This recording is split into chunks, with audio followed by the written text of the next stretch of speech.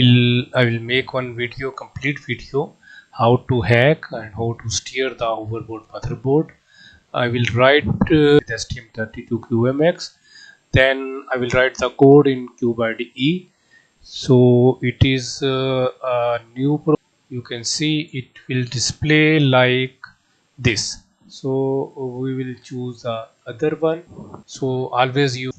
So here you can see the picture of the hoverboard motherboard. So I will assign these all pins. So here our STM32F103 RCT6, actually here they show X 64 pins. It start VBAT start here and end here.